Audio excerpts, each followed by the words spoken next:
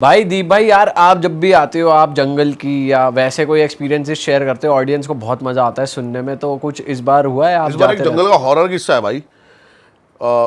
देहरादून में एक ऑफिसर बैठते हैं, नाम नहीं बताऊंगा उनका भी। वो पहले ना कर्नाटक में थे, एक जंगल में। उन्होंने मेरे को बताया, मतलब हमें ना क्या था, एक मैं सोशल सर्विस करने गया था, तो जो अंदर गांव वाले रहते हैं ना, उनको हम एक उनके लाइट नहीं होती, तो हम बल्ब देने गए थे जो सोलर पैनल से चलते हैं। तो मैं डिस्ट्रीब्यूट करने गया था, तो उन्होंने भाई मेरे को बताया कि मैंने तुम्हारी वीडियोस देखी, तुम इन्वेस्टिगेट करते हो भूतों के यहाँ, ये वो। कह रहे मेरे साथ भी हो रखा है, तुम यकीन नहीं मानोगे बताऊंगा तो। अच्छा। हाँ, और क्या है ना, मतलब चाहता था मैं कि वो पॉडकास्ट करे हमारे साथ, लेकिन क्या होता है ना, इनका बोल नहीं सकते, रूल्स होते हैं। रूल्स होते हैं ना कि एडिशनल उसमें जा नहीं सकते अभी। तो भाई उसने मेरे को ऐसी किस्सा बताया ना, कर्नाटक के जंगल का है, कर्नाटक का जो टाइगर रिजर्व है उसका। कह रहा मेरी उसमें पोस्टिंग थी, पोस्टिंग हुए ना उसको 2-3 दिन ही हुए थे। अब रेंज ऑफिसर बंगला मिलता है इनको बढ़िया। अब जितने भी बंगले बने हुए ना भाई फॉरेस्ट रिजर्व में, ये सारे ब्रिटिशर के टाइम के हैं।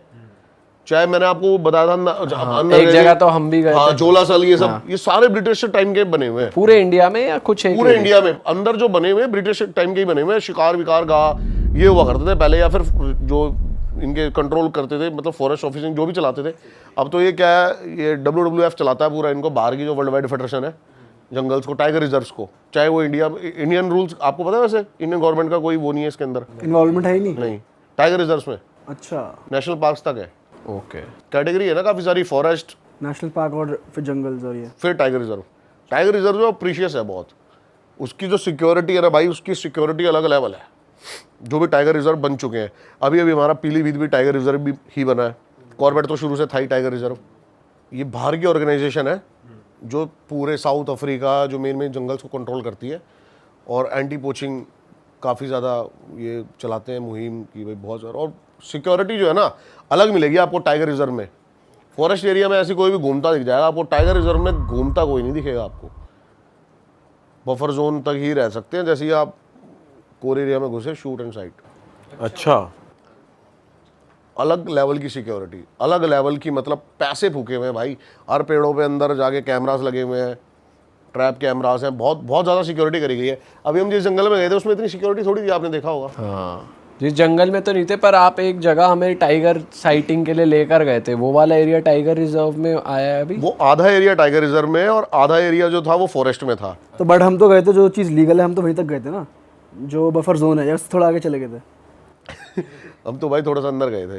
अच्छा, पर बहुत बढ़िया था भाई वो भी यार, वो भी बहुत सही चीज दिखाई आपने। वाला ऐसा नहीं है कि हमने कुछ देखा, बट वो फीलिंग मजा भाई पता चल रहा था। मेरे को गालियां देने लग गए थे, कह रहे थे 6 घंटे की ड्राइव हो गई है, पता नहीं चला भाई।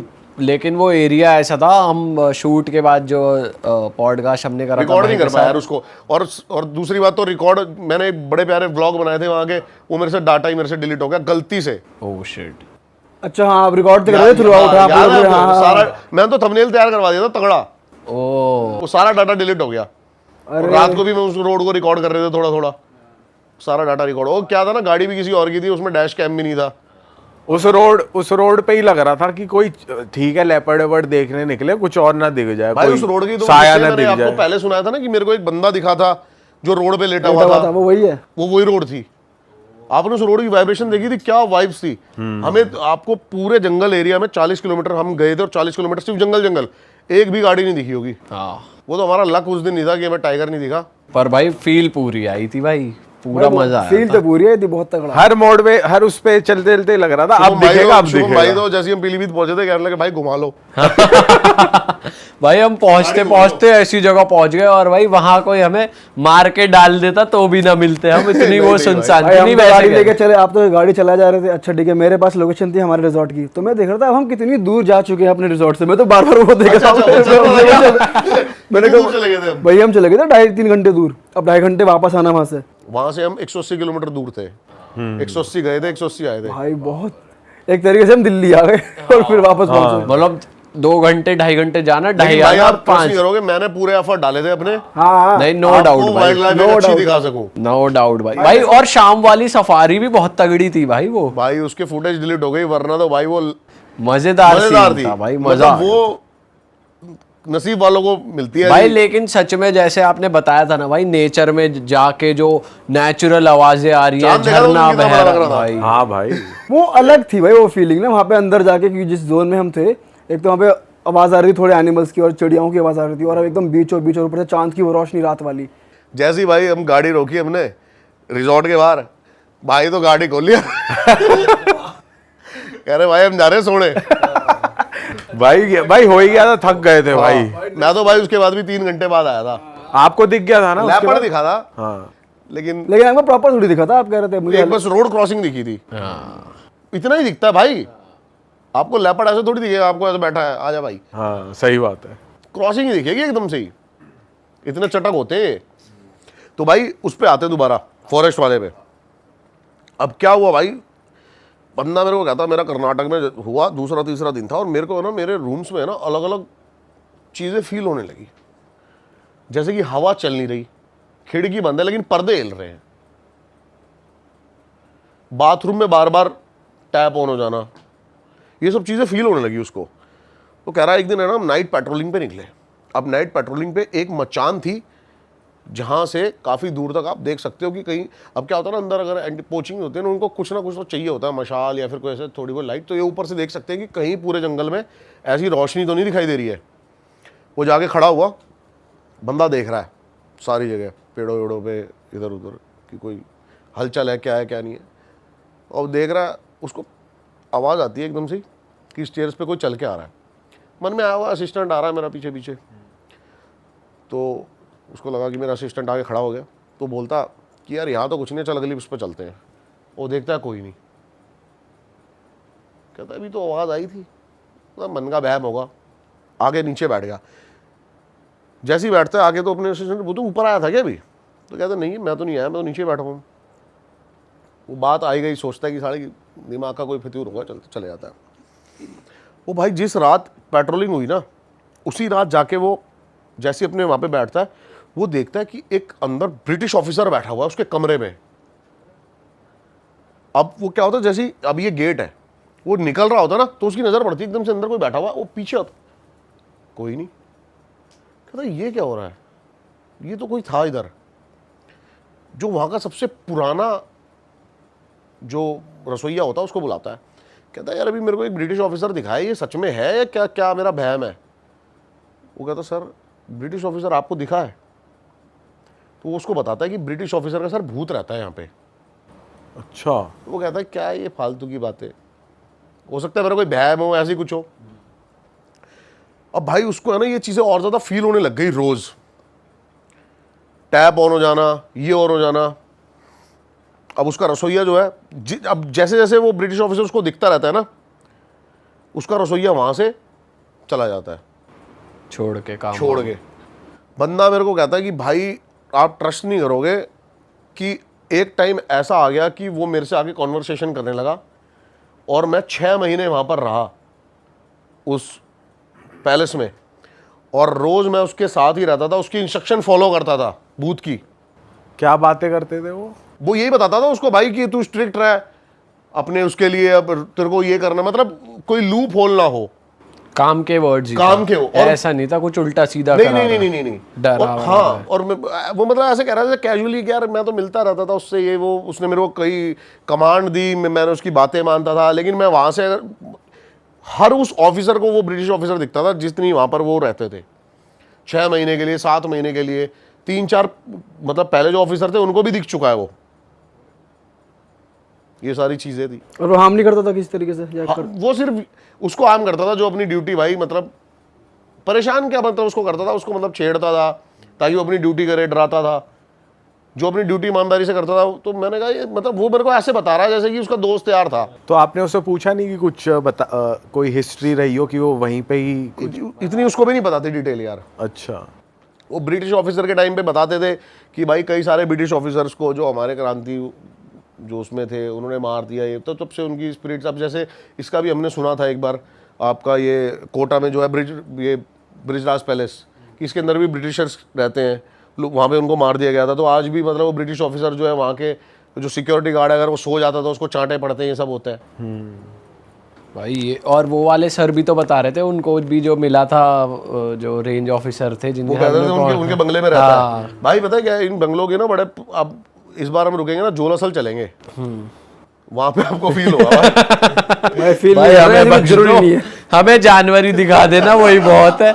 इन चीजों से वैसे भी दूर रहना चाहिए, और आपने तो भाई खुद ही ट्राई करके देख लिया और भाई जब छोड़ सफारी दिया। में भी जा रहे थे ना, तो मेरे से पहले भाई सेफ तो है ना भाई, रात को जा रहे हैं हम, ठीक तो है ना भाई। ओ भाई यार, हम तो भाई चाहेंगे दीप भाई आप ज्यादा से ज्यादा घूमते रहो सही और हमारे लिए नई नई चीजें लेकर आते रहो, लेकिन अब भाई खुद ऐसी साधना मत कर लेना एक्सप्लोर करने के मैं चक्कर तो ये में। बोलूंगा कि भाई और भी बंदे कोई ऐसी चीजें ट्राई मत करना। हाँ और सच में ये चीजें होती हैं, और भाई ये आपका कभी ना कभी आपके साथ गलत, मतलब इंसान की यार कैपेसिटी नहीं है कि वो कोई शक्तियां संभाल सके। शक्तियां संभालने वाले लोग ही अलग होते हैं, वो फिर पारिवारिक नहीं होते। मेन ये चीज है भाई, जो वो लोग कर रहे हैं वो भी तो फुल रूल्स एंड रेगुलेशन के साथ कर रहे हैं, कर पा रहे हैं। वो परिवार को फिर सब कुछ त्याग छोड़ के कर, बैठे हैं। हाँ। आप फैमिली में रहते हुए, ग्रस्त जीवन में रहते हुए आप ये सब चीजें नहीं कर सकते, वो कल को आपके परिवार के ऊपर पड़ जाएगी उल्टी। भाई हम सुनते ही हैं कि परिवार पे किसी की मौत हो गई, किसी और की मौत हो गई। अब आप देखो ना, जो भी तंत्र क्रिया कराते हैं, भी कामाख्या देवी था, मैं यहाँ मैं जाने वाला था इधर, जो पूरा ये तंत्र का पूरा वो गढ़ है। अब वहाँ पे भाई मेरे को कोई बता रहा था कि जितने भी बंदे हैं ना, जो भी तंत्र में आता है, सबसे पहले उनको जब गुरु दीक्षा दी जाती है ना, तो उनके परिजनों की पहले उनसे पिंडदान कराते हैं। सबसे पहला स्टेप यही होता है। हाँ, ये तो भाई ये सब चीज़ें ना ही ट्राई करें तो अच्छा है। और हम इन्फॉर्मेशन हमारे पॉडकास्ट से आपको मिल जाएगी, तो हमारे पॉडकास्ट देख के आप जान लो चीज़ों के बारे में, पर खुद ट्राई करने की ज़रूरत नहीं है। और मज़ा आ गया भाई आपसे बात करके। मैं ऑडियंस को बताना चाहूँगा, दीप भाई अपने चैनल पे भी पॉडकास्ट करते हैं और बहुत इंटरेस्टिंग टॉपिक्स कवर करते हैं और बहुत तगड़ी तगड़ी रील्स भी बनाते हैं। तो जाकर भाई को इंस्टाग्राम पे भी फॉलो कर लें और भाई के चैनल को भी सब्सक्राइब कर लें। और साथ साथ में ये ऐड करना चाहता हूँ, जो बच्चे लोग पॉडकास्ट देख रहे हैं, जितने भी हमारे पॉडकास्ट पे पैरानॉर्मल या फिर ऐसी कुछ भूतिया बातें होती हैं, उन बातों को दिल से मत लगाना। पता लग रहा है आप ये बातें सुन के खुद से हेलुसिनेट कर रहे हैं, कुछ आपको मेंटली इफेक्ट पड़ रहा है, कुछ मतलब सुनो, एंटरटेनमेंट लो और अपना आराम से मौज लो और जिंदगी में मेहनत करो भाई। ये रास्ते मत अपनाओ शॉर्टकट। मैं तो ये चाहता हूँ कि भाई सारे बंदे कमेंट जरूर मारे कि भाई मैं सोच रहा हूँ अगला भाई एक मलेशिया में जेंटिक होटल है, अच्छा, उसको कवर करा जाए पैरानॉर्मल इन्वेस्टिगेशन में। 3000 प्लस रूम्स है जो अबेंडेंट है होटल के। अच्छा हाँ, और तो मैं चाहता हूँ भाई मेरे साथ चले, तो वहाँ जाके आप शूट कर सकते भाइयों हो। को आप शूट कर सकते हो वहाँ जाके, भाई मतलब शूट करेंगे अंदर भाई। जाना अलाउड है?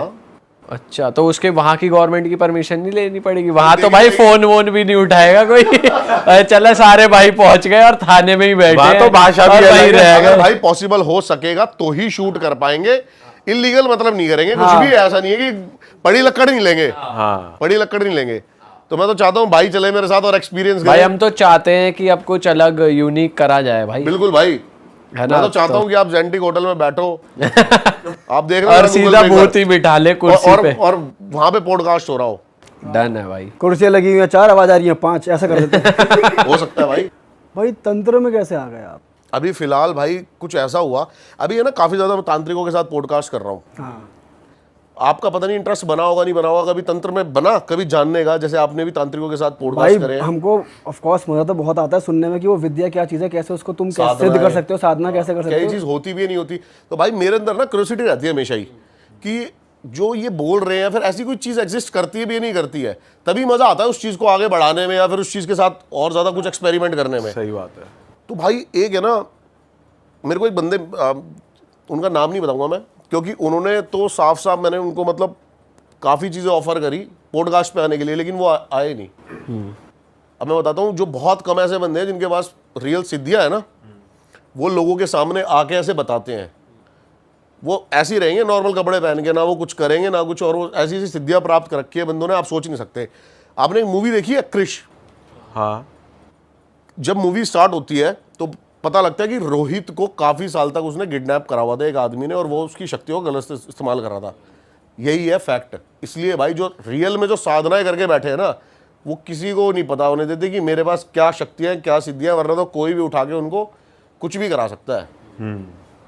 यही मेरे को रीज़न दिया उस बंदे ने कि भाई मैं ऐसे सामने नहीं रहूँगा। तो मैंने मतलब मेरी काफ़ी ज़्यादा इंटरेस्ट बना। मैंने कहा यार गुरुजी मेरे को बताओ, मैं किसी चीज़ एक कोई शक्ति की ना सिद्धि प्राप्त करना चाहता हूँ।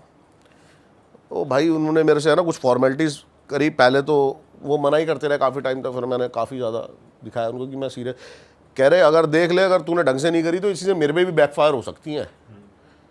तो मैंने उनको सारा बताया। अब उन्होंने क्या करते हैं ना, ये आपको पूरी इनको कुंडली भेजनी पड़ती है, अपनी जन्म स्थान तिथि, उसके हिसाब से ही आप कोई एक सिद्धि प्राप्त कर सकते हो। ऐसा नहीं है कि आपके मन से आपने जो चाहा वो आप सिद्धि प्राप्त कर सकोगे। अच्छा। मैंने भाई उनको सारी फॉर्मेलिटीज़ भेजी। अब उन्होंने मेरे को है ना काफ़ी दिन बाद, 20-25 दिन बाद, ये हमारे टूर से है ना पहले की बातें हैं। ठीक है। अब मैंने काफ़ी ज़्यादा उनको भेजी तो उन्होंने मेरे को 2 मैसेज करे हुए, मैं आपको ये सारे स्क्रीनशॉट्स दे दूंगा, बस उनका नाम मत चलाना भाई, ठीक है। और उनका यूट्यूब पे चैनल भी था, उन्होंने कभी फेस नहीं दिखाया, सिर्फ सिद्धियाँ ना लिखी हुई आती हैं, और व्यूज़ तो मतलब 200-300 ही आते हैं, कुछ ऐसा वो है नहीं, क्योंकि बंदों को ड्रामा पसंद है, बंदों को ये चीज़ें पसंद है, इसलिए। तो उन्होंने मेरे को मैसेज करा हुआ है कि भाई आपकी कुंडली, आपकी जो राशि है, आप इसके हिसाब से धन लक्ष्मी अक्षिणी या फिर किसी अप्सरा को आप सिद्ध कर सकते हो। तो भाई मैंने थोड़ा सा इनके बारे में रिसर्च किया कि क्या है क्या नहीं है। अप्सरा तो क्या है, अप्सरा आपको है ना मतलब वो थोड़ा सा अलग डायरेक्शन है, आपकी लाइफ में ना बस कुछ मिलेगा नहीं उससे। अप्सरा का आप ऐसे यूज़ कर सकते हो अपनी लाइफ में, मतलब एक खिलौना है वो सिद्धि के अंदर। जैसे कि कोई आया सामने से, जितने भी ये एंटिटीज़ होते हैं इनकी बात बता रहा हूँ मैं, जैसे भी कोई आया तो आपके पास अगर अप्सरा आया ना, तो वो आपको ये बता देगी कि भाई ये भी इस गाड़ी में आया है, ये खा के आया है, ये खा के आया, तो आप उसको ये बताओगे तो आप मतलब पावरफुल एक दिखने के लिए ना, वाह ये बंदे को क्या पता है यार, बस इतना ही। अगले बंदे का पता चल जाएगा, आपको बता देगी वो कि क्या सिस्टम। हाँ, सारा बता देगी। तो वो इसीलिए है कि बस भाई अपने आप को थोड़ा सा वो दिखाने के लिए कि भाई मेरे को देखो सारी चीज़ें पता, इससे ज़्यादा कुछ नहीं, फ्यूचर कुछ नहीं, कोई एंटिटी फ्यूचर नहीं बता सकती। मैं बहुत डीप में चला गया भाई तंत्र में, ऐसी बातें बताऊंगा ना आपको तंत्र की आज। तो कोई भी जो एंटिटी है ना वो तंत्र में ये नहीं बता सकती आपको फ्यूचर, वो सिर्फ एक खिलौने की तरह यूज़ कर सकते हो आप उनका, कि थोड़ा सा अपने आप को पावरफुल दिखाने के लिए, भाई इसके मन में क्या चल रहा है, इसके अंदर क्या चल रहा है, ये बता दूंगा मैं, ये कर दूंगा। तो भाई मैंने चुनी, मन की बातें बता सकती है वो। हाँ। अप्सरा। हाँ ठीक। मन की बातें तो आप भाई कि ये तेरे को धोखा देना चाह रहा है, आराम ये से तेरा दोस्त है, उसका भी बताऊंगा मैं कि वो नॉर्मल बंदे कैसे, अभी उसके बारे में बात करेंगे बड़ा। तो मैंने भाई चुनी धन लक्ष्मी अक्षिणी, मैंने कहा ये करते हैं। अब क्या है ना, ये एक ऐसी एंटिटी है कि आपकी लाइफ में ना धन नहीं रुकेगा, उसको सिद्ध करने के बाद होगा क्या, ग्रह नक्षत्र ऐसे बनते चले जाएंगे कि आपकी लाइफ में जो पॉसिबिलिटीज़ है ना पैसे आने की, वो बहुत ज़्यादा बढ़ जाएंगी। अब जैसे कि मैं आपसे मिला, मेरा काम चल रहा है कॉर्बेट में, आपने मेरे को बताया यार दीपक वहाँ पे ना तो अपना डीएम है या फिर कोई ये सीएम है, मेरे जानकार है, ये सब मैं तेरी और ये चीज़ें सस्ती करा दूंगा, इसमें डील करा दूंगा, ऐसे। तो वो एक संजोग बनते चले जाते हैं, पैसे आते चले मतलब ऐसा कुछ मैजिक नहीं हो जाएगा आपके, ऐसा कुछ नहीं है कि आपके लिए चीजें आसान हो जाएंगी। ऐसा कुछ नहीं है कि सुबह उठे तक के नीचे हाथ हमारे 10,000 आ रहा है भाई चला। ऐसा कुछ नहीं होने वाला है। काम करने जा रहे तो वो बन जाएगा। हाँ, ये काम करोगे तो आप ये होता चला जाएगा। जैसे कि अभी भाई हम ये शूट कर रहे हैं, 10 मिलियन पहुंच जाए, 20 मिलियन पहुंच जाए, वो काम पे डिपेंड है। हाँ। ठीक है। तो मैंने कहा भाई ये करते हैं। तो उसने मेरे को पूरी विधियां बताई और मेरे को बोला कि भाई मैं ना एक माला जप के दूंगा। ये माला जप के देते हैं आपको, वो माला ही है सारी पावर, मंत्र, वाइब्रेशंस, इसके बारे में बात करेंगे, बहुत डीप है। तो उन्होंने माला जप के दी और बंदे ने मात्र मेरे से 1100 रुपये लिए भाई। मुझे लगा पता नहीं अभी बोलेगा 1 लाख 11 लाख, यहीं से पता लग जाता है।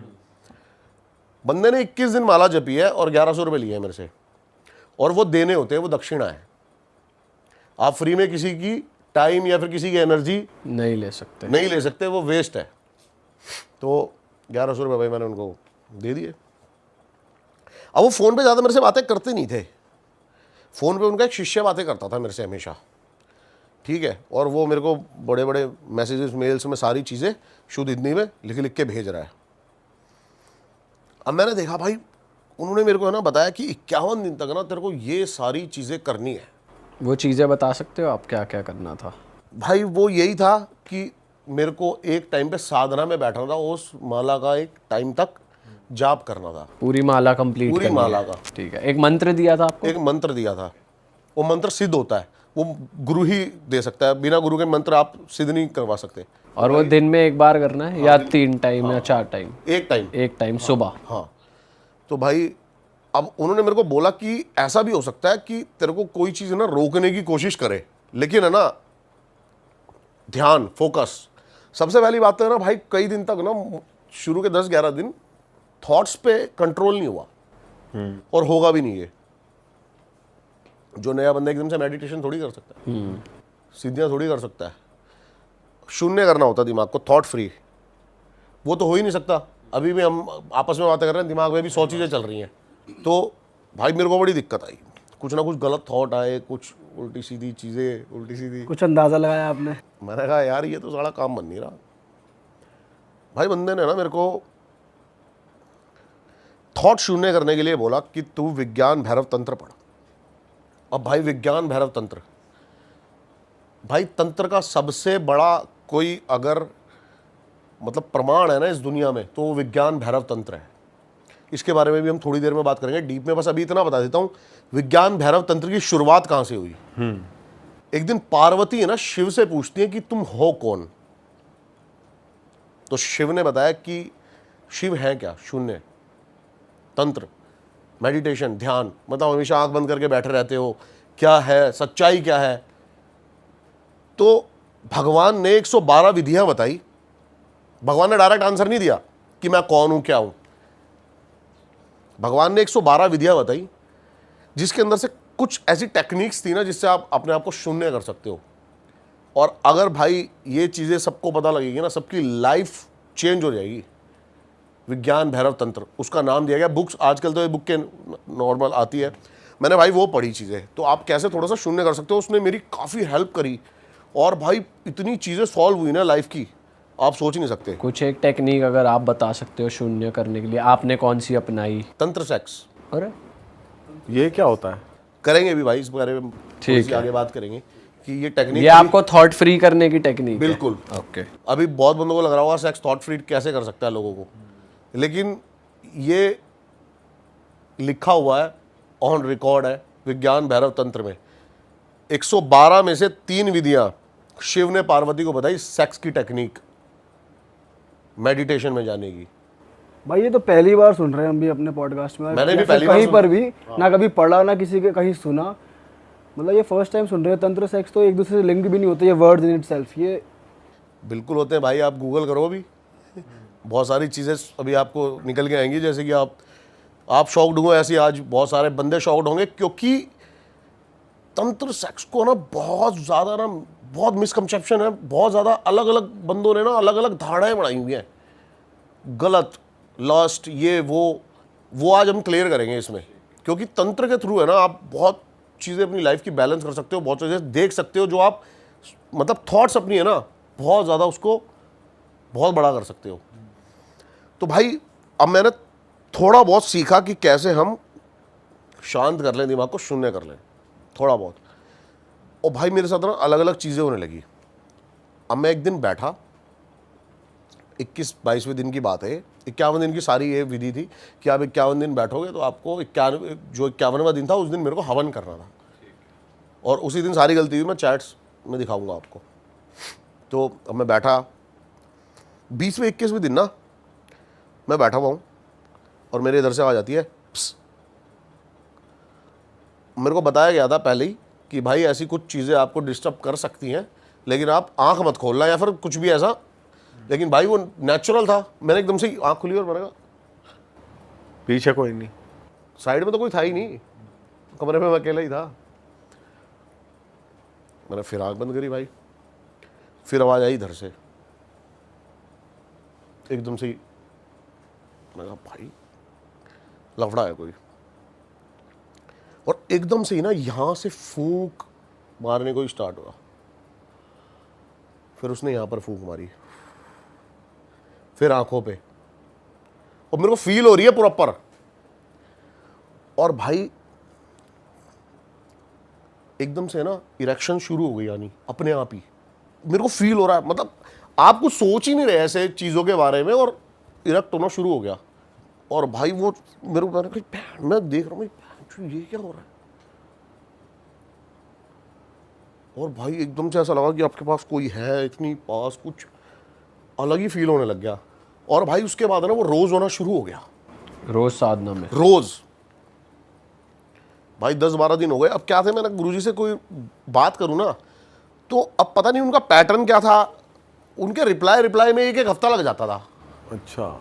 जैसे मैं उनको कोई चीज़ मेल कर रहा हूँ कि मेरे साथ ये प्रॉब्लम हो रही है गुरुजी, ये प्रॉब्लम हो रही है, वो हफ्ता भर लग जाता है। वो हफ्ते भर मेरे साथ वो चीज़ें होती चली गई और भाई मैं बिल्कुल भी बैठ ही ना पाऊँ। अब आपके साथ सोचो ना हो जाए। अब भाई हफ्ता 10 दिन हो गए ये चीज़ें होते हुए। मैंने कहा भाई ये अलग चीज़ें हो रही हैं।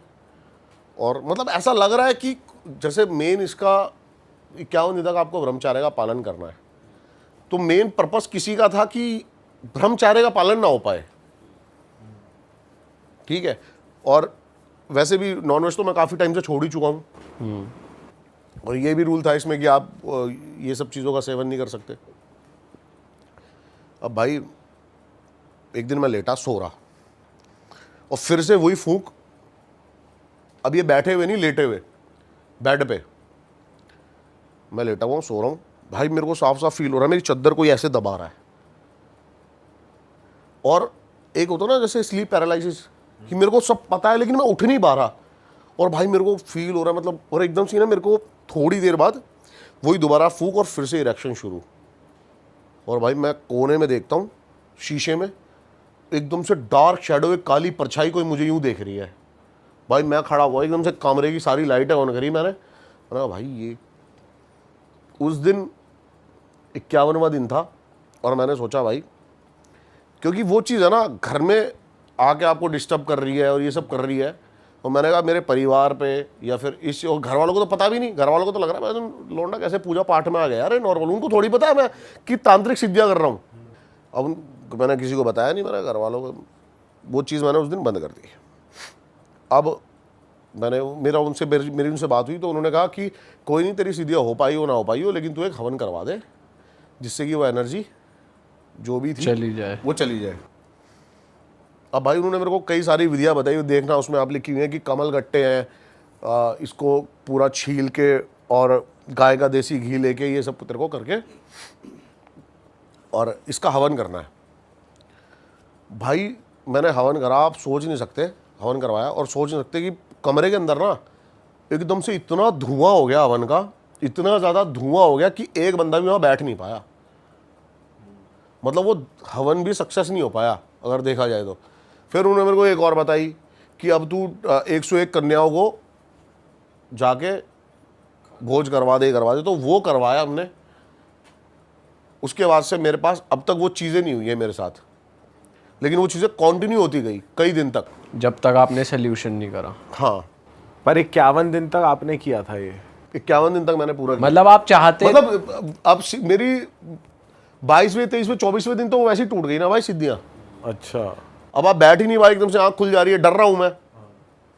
आपको हमेशा फील होगा प्रेजेंस की है यार, कोई आसपास तो है वैसे की आंख, तो वैसी वो है। लेकिन भाई उस दिन से मेरे को ये ट्रस्ट हो गया कि कोई तो एनर्जीज है, तंत्र एग्जिस्ट करता है। तांत्रिकों से मिला भाई मैं, ऐसे ऐसे क्या बताऊं। एक तांत्रिक मैंने देखा भाई जो पागल हो रखा है। पागल कैसे? उसने एक सिद्धि प्राप्त करी थी भाई, जिसको बोलते हैं ना एंटिटी, कच्चे कलवे, सुना होगा आपने, छोटे बच्चों की जो छोटे हार्ट। बच्चों की, हाँ। तो उसने वो अब ऐसे पता नहीं ऑन कैमरा बोलना चाहिए नहीं बोलना चाहिए, भाई उसने क्या करा, एक बच्चा किडनैप कर लिया, अच्छा, छोटा सा, अपने गुरु के कहने पे। अब क्या था ना, वो बंदा था, वो अपने गुरु से रोज बोले कि भाई मेरे को सिद्धियाँ प्राप्त करा दो, मेरे को ये करा दो, वो करा दो। उसका गुरु पहले तो, लेकिन भाई वो एक दिन है ना, उसका गुरु ने मेरे को पूरी चीज़ें बताई, जो इनके पास आते थे, जिनसे मेरी बात होती थी कि मेरे को ये दे दो। वो कह रहे कि भाई सिद्धियों से बंदे पागल हो जाते हैं, मतलब इनको संभालने के लिए कि आपकी ऑरा और एनर्जी बहुत हाई चाहिए, वरना तो आप पागल हो सकते हो। अब भाई एक बंदा था इनके पास, उन्होंने मेरे को पूरी स्टोरी बताई कि ऐसा ऐसा हो रखा है, वो रोज़ पीछे पड़ जाए इनके। और एक दिन आया भाई चक्कू वक्कू लेके, आप मेरे को सिद्धियाँ प्राप्त करा रहे हो, मैं अपने यहीं पे कर दूँ अपना। तो उसने कहा तू एक काम करे, एक बच्चा ले ले और उसको 2 साल पहले पाल पोस, उसको अच्छे से रख। अब भाई उसने एक बच्चा किडनैप कर लिया बंदे ने गाँव से। उसको पाला पोसा, 2 साल तक उसकी हर एक चीज़ जो वो मांगता था, हर एक ख्वाहिश, हर एक जो खाना चाहिए वो सारी पूरी करता रहा, खुश रखा मतलब उसको। अब 2 साल बीत गए, 2 साल बाद वो दोबारा वहीं पहुंचा कि गुरुजी आज गुरुजी ने एक डेट बताई उसको, भाई एक काम कर, तू ऐसे ऐसे उस रात को अमावस्या की आइयो और बच्चे को साथ लेके आइयो, शमशान साधना करनी है, ऐसे ऐसे वहाँ पे बैठ के तेरी ये सिद्धि प्राप्त हो जाएगी। अभी फिर एक रीसेंट स्टोरी आई जिनका नाम अंकिता है। उन्होंने बताया, कम से कम आधे पौने घंटे की रिकॉर्डिंग थी। पहले मैंने सुनी, फिर बात करी कि मैं लड़की में कितनी हिम्मत है। उन्होंने बताया कि बेसिकली वो बिहार से है और रह रहा उनका परिवार जम्मू के अंदर है। तो उन्होंने बताया कि पूरी परवरिश उनकी जम्मू में हुई है। उनकी फैमिली में उनके पापा है, भाई है, वो हैं और मम्मी है। तो काफ़ी टाइम तक बिल्कुल सही था, बिल्कुल सही चल रहा था। तो वो जो थे, उनकी अंकिता जो थी उसकी सगाई पक्की हो गई और इसी चक्कर में जो है उसके पापा को अंकिता के जो पापा थे उन्होंने बोला कि थोड़ा सा जम्मू में काम वगैरह है, काम करो तुम और मम्मी, आप लोग पहुँचो बिहार, हम सगाई से 2 दिन पहले आ जाएंगे। वहाँ पे रिलेटिव थे बिहार में, उनकी कोई कज़न थी, फिर उनके हस्बैंड भी थे, जीजा वगैरह। तो अंकिता वहाँ पे पहुँच गई बिहार। और क्या हुआ, पहली ही रात थी जब वो वहाँ पे पहुँचे थे तो उनके जीजू वगैरह भी आ गए। अब भाई उनका प्लान बनता है, जीजू की फरमाइश आती है कि हमें तो अंकिता के हाथ का चिकन खाना है। अब शादी हो जाएगी तो इसके बाद पता नहीं कब खाना होगा, और बिहार में नॉनवेज को काफ़ी प्रेफरेंस मिलती है, ठीक है। तो ये लोग क्या करते हैं, अपना नॉनवेज वगैरह प्रिपेयर करते हैं। तो जब अंकिता नॉनवेज प्रिपेयर कर रही थी ना, तो उसकी मम्मी को एकदम से कॉल आता है उसके पापा का जम्मू से। वो क्या करती है, बात करती करती अपने पीछे वाले गेट से, उनके पीछे एक बगीचा था, वहाँ बहुत बड़ा गड्ढा था, वहाँ पे बात करते करते निकल जाती है। तो ये खाना वाना कर लेती है सब कुछ। और जब ये उनके जीजू वगैरह के सामने खाना सर्व करती है, इतने में उसकी जो मम्मी है वो फ़ोन पे बात करती करती अंदर भी आ जाती है। तो खाना खाने के बाद नॉर्मली कन्वर्सेशन चल रही थी, तो खाना वाना उनका जीजू वगैरह का डन हो जाता है। टाइम हो रहे थे रात के 10:30 पौने 11 हो रहे थे। तो सारे बर्तन वर्तन रखते हैं वो, चलो भाई धोने की बारी आ गई। और जीजू वगैरह बोलते हैं कि चलो अब हम जाते हैं। तो जीजू को उन्होंने ऊपर वाले रूम में स्टे करवा रखा था उस दिन की, कहाँ जाओगे, आज यहीं रुक जाओ। अब क्या हुआ, इतने में सारे बर्तन धो दिए। तो अंकिता अपनी मम्मी को बोलती है कि चलो मम्मी खाना खाते हैं। तो अंकिता की मम्मी बोलती है कि बेटा ऐसा है, मेरे को तो भूख लग नहीं रही, तू खा ले। और काफ़ी परेशान, जैसे जम्मू में कुछ बहुत तगड़ा हुआ है जो उसे बताया है। तो अंकिता ने रिकॉर्डिंग में बोला मुझे कि अक्षय सर आप बिलीव नहीं करोगे, मेरी मम्मी ने कुछ खाया ही नहीं था सुबह से। और जो एजिड फीमेल होती है ना, उनको भूख लगती है। रात के 11 बज गए थे, बोलते बोलते कि मम्मी खा लो, मम्मी खा लो। वो बार बार इग्नोर कर रही है, नहीं मुझे अभी नहीं खाना, मुझे अभी नहीं खाना, ठीक है। तो अंकिता ने क्या करा, खाना खा लिया अपनी मम्मी के बिना। और थोड़ी देर में उनके फियोंसे का फ़ोन आ गया। तो वो अपने फ़ोन पे बात ही कर रही थी। तो ये अपनी मम्मी की तरफ देखती है, तो इसकी मम्मी क्या कर रही थी, अपने एक हाथ पे, दूसरे हाथ से अपने हाथ पे यूं नाखून मार रही थी ऐसे। तो इसको थोड़ा सा अजीब लगा कि ऐसी क्या बेचैनी हो रही है। तो ये अपनी मम्मी को बोली कि मम्मी क्या हो गया, आप मुझे बताओगे। तो बोली कुछ नहीं हुआ ना, तू एक काम कर, सो जा, अभी मेरे को परेशान मत कर। और धीरे धीरे उनका रवैया जो है वो चेंज होता जा रहा है, धीरे धीरे अचानक से ऐसा हो रहा है। तो जब उन्होंने देखा ना 11:30 बज गए, पौने 12 हो रहे हैं, अभी तक खाना नहीं खाया, तो उसने बोला कि मम्मी अब ऐसे नहीं चलेगा, प्लीज़ आप देखो मेरे बोलने पे ना खाना खा लो। इसकी मम्मी ने क्या कहा, एकदम से बोली कि रुक जाए 1 मिनट, पहले मैं हाथ धोया हूँ। और सीधा चलने लगी वॉशरूम की तरफ और भागकर गेट के बाहर भाग गई। अंकिता वहाँ पर बैठ के देखती रहेगी ये क्या हुआ एकदम से। तो अंकिता ने क्या बताया कि थोड़ा बाहर ना बारिश सा मौसम हुआ था और बारिश भी हुई थी, टिमटिमाती कुछ बूंदें गिरी होंगी। अंकिता बोली अक्षय सर मैं भागी बाहर, और जैसे गेट के बाहर भागी ना 2 बार तो मैं स्लिप हुई हूँ, गिरी वो। उसने जाके उठ के देखा तो उसकी मम्मी जो बगीचे में गड्ढा था ना, वहां पर पैर लटका के बैठी हुई है और ऐसे ऐसे हिल रही है। तो ये पीछे से आई, एकदम से अपनी मम्मी को बोला कि मम्मी मम्मी क्या हुआ आपको। इसकी मम्मी ने एक बार तो कंधा झटकाया, जैसे हाथ हटाते ना, फिर इसने एकदम से पकड़ा, मम्मी क्या हुआ बताओ ना, पापा ने कुछ बोला है, कुछ बात हुई है। तो इसकी मम्मी ने जब इसकी तरफ मुड़ के देखा, मुंह पूरा सफ़ेद, आंखें दोनों काली। और ये अंकिता को एक ही बात बोल रही है, निकल जाए यहाँ से, इससे पहले मैं तेरे को जान से मार दूँ। टोन हो गई चेंज, पूरी टोन चेंज। ये बोल रही है लड़की कि सर मैं ना उस टाइम पे जमी की जमी रह गई थी, और इतनी ज़्यादा आवाज़ हो रही थी ना वहाँ पे, जो इसके जीजू और वो थी ना कज़न, वो बाहर आके देख रहे थे कि हो क्या रहा, पर किसी की हिम्मत नहीं हो रही थी कि नीचे आके इसकी मम्मी को अंदर ले आए। ये बार बार मम्मी क्या हुआ, मम्मी क्या हुआ, ये बोली कि मेरे को समझ में आ गया था, तब तक कुछ ऊंच नीच हुई है यहाँ पे। इसने अपनी मम्मी को खूब उठाने की कोशिश करी, इसकी मम्मी 2 हाथ मारे, जाके पीछे पड़े। तो इसने क्या करा, अंकिता ने एकदम से नज़र मारी इधर उधर, तो देखा बहुत दूर एक बहुत बड़ा पेड़ है, उसके नीचे एक छोटा सा मंदिर बना हुआ था। इसने बोला कि अक्षय सर, मेरे तो दिमाग में बस एक ही बात है, दुर्गा माता, हनुमान जी प्लीज़ मेरी मम्मी को ठीक कर दो, मैं अपनी मम्मी को ऐसी हालत में देख नहीं सकती। और इसने क्या करा, अपनी मम्मी का हाथ पकड़ा, कीचड़ में रगड़ती रगड़ती रगड़ती रगड़ती अपने घर में लेके आ गई अपनी मम्मी को, और अंदर ले जाके एकदम से कमरे में बैठाया कि आप पागल वागल हो गए, क्या कर क्या रहे हो, अगर कोई दिक्कत है तो आप मुझे बताओ ना। और इसने क्या करा, भगवान का नाम लेना शुरू कर दिया। तो इसकी मम्मी अंदर जाके बैठ गई, और फिर एकदम से आँख खोली तो वो नॉर्मल थी, वो मुँह सफ़ेद, काली आँखें ठीक हो गई। तो उसकी मम्मी ने बोला कि मुझे किसी से बात नहीं करनी, मुझे अकेला छोड़ दो। और आवाज़ अलग ही निकल रही थी मुँह से, तो कुछ था, जैसे होता है ना कि फीमेल के मुंह से अजीब सी एक आवाज़ निकल रही, मर्दाना आवाज़, कि मुझे मत हाथ लगाओ, मुझे मत हाथ लगाओ, इस तरीके से, मुझे बात नहीं करनी, इस तरीके से हो रहा था। तो क्या हुआ, 12:30 बज गए, ये अपनी मम्मी को देख रही है, इसकी मम्मी क्या कर रही है, फिर वही एक्टिविटी शुरू, हाथ नोचने वाला, हाथ नोचने वाला। तो इसने बोला, मम्मी मैं आपके हाथ जोड़ रही हूँ, कल सुबह तक का टाइम दे दो मेरे को, कल सुबह पापा आ जाएंगे, कुछ भी हो जाएगा, आप सो जाओ। इसकी मम्मी ने इसकी तरफ देखा, एक बार मुस्कुराई, एक स्माइल दी, मुंह इधर करा और एकदम से लेट गई। इसे लगा भाई मम्मी सो गई। इसकी रात को 3 बजे आँख खुलती है, इसकी मम्मी अपना हाथ चबा रही है, ये रिकॉर्डिंग में है कि इसकी मम्मी अपना हाथ चबा रही है। तो ये एकदम से उठती है, ये मम्मी का हाथ हटाती है, बोलती है कि मम्मी आप ये क्या कर रहे हो, आप ठीक तो हो।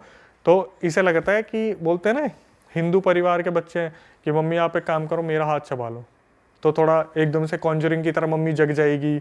इसकी मम्मी ने इसका हाथ पकड़ा और उसे चबाना शुरू कर दिया। इसने बताया 18 से 19 बाइट्स उन्होंने इनके हाथों पे की, हाथ पकड़ के चबाना शुरू कर दिया। जब 18 से 19 बार हाथ चबाया ना, तो इसने एकदम से बोली कि मैं रो रही थी पूरी तरीके से। और इसकी मम्मी पता क्या कर रही है, इसकी तरफ देख रही है, मुस्कुरा रही है और फिर हाथ खा रही है, देख रही है, मुस्कुरा रही है, दर्द हो रहा है, ले और हाथ खा रही है। भाई साहब इसमें भाई तो यार अलग ही यार, आ गए। उसको अलग ही चूतियापंती है भाई। उसके बाद इसने क्या करा, एकदम से बोल दिया कि मम्मी आप ये क्या कर रहे हो, मैं आपकी खुद की बेटी हूँ, आप मेरा हाथ चबा रहे हो। तो इसकी मम्मी ने क्या करा, हाथ छोड़ा, फेंक के मारा और अपने लेट गई। सुबह 4-5 बजे थे, तब उन्होंने बताया कि अक्षय सर बिहार में ना 4-5 बजे तक सब उठ जाते हैं। तो मैंने अपने जीजू को बुलाया और बोला कि वहाँ पर वो ताई जी होंगी, उन्हें बुला के लाओ, जो झाड़ फूँक करने वाली है, उनकी बहुत मान्यता है, सिद्धि विद्धि थी और देवी आती थी उनमें। तो वो जब उनके घर में आई ना, तो इनकी मम्मी का रूप बदल गया कि तू आ गई मुझे मारने के लिए, तू आ गई मुझे निकालने के लिए। जैसे पता चल गया कि हाँ कोई आया, पता चल गया कोई आया है। तो जैसे ही वो अंदर आई, तो उन्होंने सीधा इसको बोल दिया कि तेरी मम्मी पीछे गई थी वहाँ बगीचे के वहाँ। इसने बोला हाँ मम्मी बगीचे के वहाँ पे गई थी। अब यहाँ से इतिहास खुलना शुरू होता है इनका। तो जो इसकी मम्मी के अंदर आ रखा था, तो उससे पूछा कि अब तू बता तू है कौन और ये कर क्यों रही है तू, या कर क्यों रहा है, क्या सीन क्या है। तो उसने बताया कि ये राजपूताना ख़ानदान से हैं और जो मैं हूँ वो एक नीच जाति की लड़की थी। इनके पहले पूर्वजों में जो हवेली बनी हुई थी ना, उसमें जो लड़का रहता था उससे मैं बहुत प्यार करती थी और वो लड़का मुझसे बहुत प्यार करता था। हमारे बीच में रिलेशन बन गए थे और मैं प्रेग्नेंट थी। मैं नीच जाति की थी, मैं गांव में रहती थी। मैं इनकी हवेली में गई एक दिन और मैंने जो इनकी बड़ी माँ थी उनसे बोला कि ऐसे ऐसे मैं आपके लड़के से प्यार करती हूँ, मुझे आप जो है एक्सेप्ट कर लो। तो उसकी माँ ने बोला कि पता तो चल गया था भाई, बहुत गंदी बेइज्जती होने वाली है गाँव में कि ये लड़के ने क्या हरकत कर दी। तो बोली कि अभी थोड़ा सहमति के लिए टाइम चाहिए, तो हमें टाइम दो, 1 महीने का टाइम दो, हम आपको बताएंगे। अब इतने में क्या हुआ, वो लड़की जो थी 5वें-6ठे महीने प्रेग्नेंट थी जब वो पहुंची थी हवेली में। तो गांव में 1-2 महीने और हो गए, 7-8 महीने हो गए इस बात को।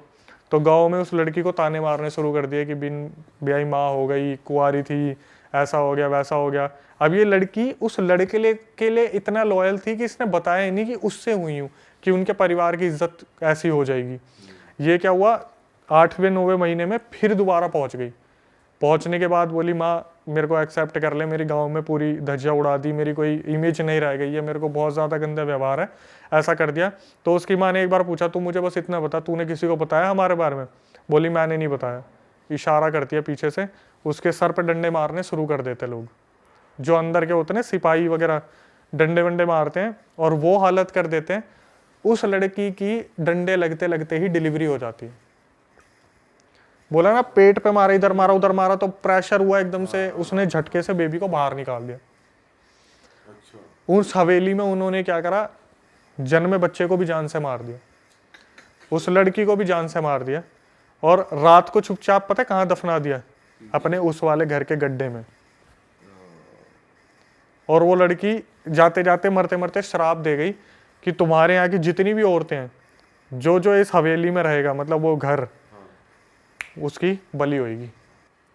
मतलब वो खत्म है फिर, वो खत्म है, चाहे औरत हो चाहे। उसकी तरफ हाथ कर दिया था, अंकिता की तरफ, कि इसकी शादी है ना, इससे उस शादी से पहले इसे खत्म कर दूंगी मैं। जो आई थी उन्होंने कैसे ना कैसे उस टाइम उसको उस बॉडी से अलग किया, उनकी मम्मी की बॉडी से, और हाथ जोड़ लिए कि आप बिहार छोड़ दो, आप बिहार आना ही मत। अंकिता की शादी हो गई, वो मुंबई में रह रही है, उसके पेरेंट्स जम्मू में रह रहे हैं, और ये वाला घर ऐसे ही बंद पड़ा हुआ है। ओ ये तो कुछ अलग ही सीन है भाई। वो हाथ चबाने वाला इस वाली में होगा भाई रोंगटे खड़े। भाई यार ये तो बहुत ही दर्दनाक सीन है भाई, कि और बच्चे को भी मार दिया भाई। आपको खुद बताया।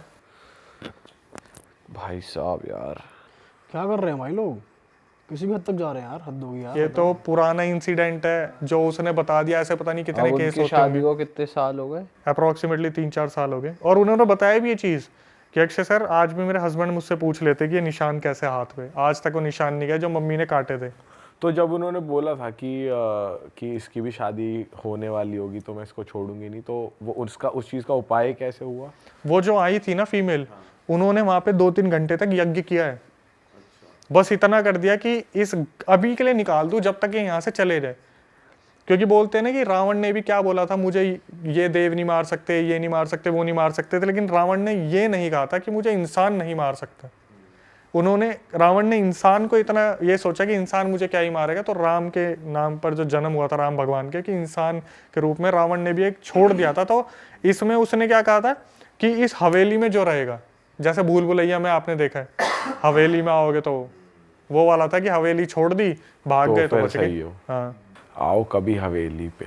भाई ये हवेली का किस्सा तो बहुत ही खतरनाक था यार। सही में ये किसी के साथ सही में हो जाए भाई, मतलब सही में हुआ ही है, बट इमेजिन भी नहीं हो पाता भाई, फट जाएगी। मतलब यार, क्या उन्हीं को करेंगे? पता है भाई कि उन पे क्या जिन पे बीती और बीतती क्या है, हुआ, उन्हीं को जो पता जैसे है। काटा उनकी मम्मी ने। सही में भाई अलग ही सीन। मैं कह रहा हूँ आप एक सिचुएशन समझो कि रात को आप 2 बजे बैठे हुए हो और एक ऑडियो आप प्ले करते हो कान में, ये सुनने के लिए कि क्या हुआ होगा, और एकदम से आता कि मेरी मम्मी मेरा हाथ चबा रही थी।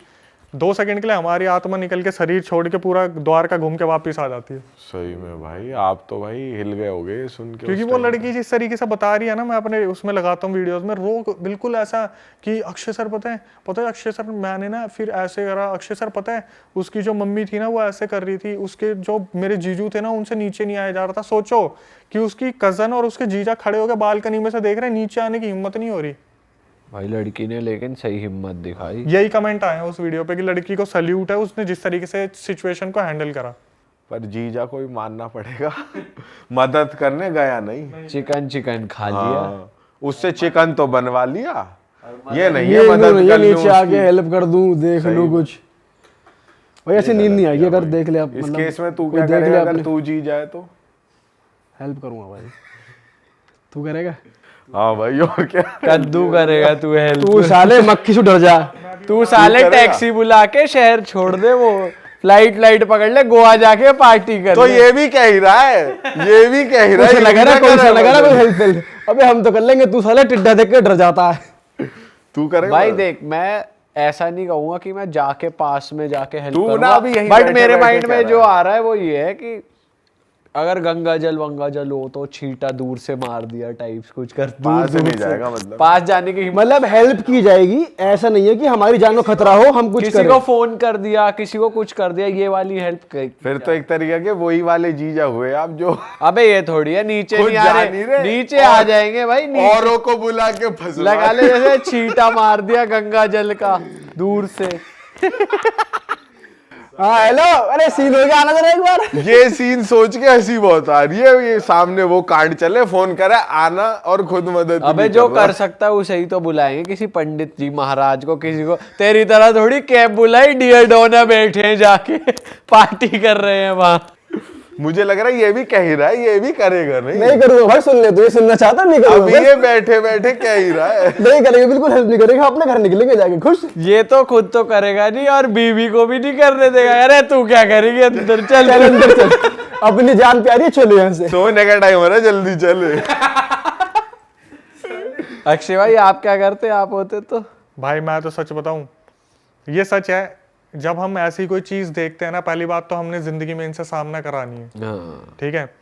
मेरे को नहीं लगता कि हम कुछ करने के लेवल पे होंगे। हाँ सही में भाई, बिल्कुल सही कह रहा है। अगर हम रात को भी है ना यार, स्लीप पैरालिसिस में तो हमसे कुछ होता नहीं, हमारा शरीर अकड़ जाता है वहां पे। जब हमें लगता है कि कुछ है और सही में कुछ आ गया, तो आपको लगता है हमसे कुछ होगा?